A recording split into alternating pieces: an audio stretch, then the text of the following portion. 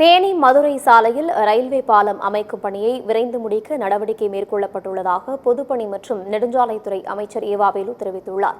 2 நாட்கள் விடுமுறைக்கு பின்னர் தமிழக சட்டப்பேரவை இன்று மீண்டும் கூடியது. துறை சார்ந்த மானிய கோரிக்கை மீதான விவாதம் தொடங்கியதும் சேலம் மாநகர் சுற்றுச்சாலைகள் போக்குவரத்து நெரிசல் மிகுந்த சாலைகளாக மாறியிருப்பதாகவும், எனவே அதன் முக்கிய சாலைகளை அகலப்படுத்தும் பணிகளை மேற்கொள்ளப்படுமா என்று சேலம் மேற்கு தொகுதி சட்டமன்ற உறுப்பினர் ஈரா அருள் கேள்வி எழுப்பியுள்ளார். இதேபோல சட்டமன்ற உறுப்பினர் பிச்சாண்டி உள்ளிட்டவரும் குறுகலான சாலைகளை அகலப்படுத்த வேண்டும் என்றும் கோரிக்கை விடுத்திருந்தார்.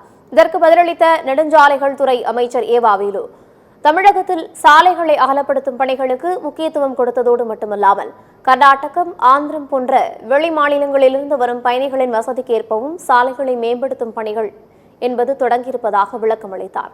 தேசிய நெடுஞ்சாலைகளை மேம்படுத்துவது குறித்து மத்திய துறை அமைச்சர் நிதின் கட்கரியிடம் உரிய முறையில் கோரிக்கை வைத்து அதற்கான உத்தரவுக்காக காத்திருப்பதாகவும் ஏவாவேலு தெரிவித்தார்.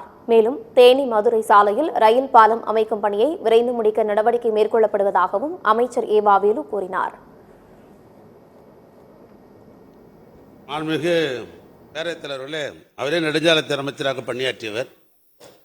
அவர் கேட்ட அந்த கேள்வியை மனதிலே எடுத்துக்கொண்டு அதற்குரிய கடிதங்கள் எழுதி ஒன்றிய அரசாங்கத்திற்கு வலியுறுத்தப்பட்டு அந்த பணி விரைந்து செய்வதற்கு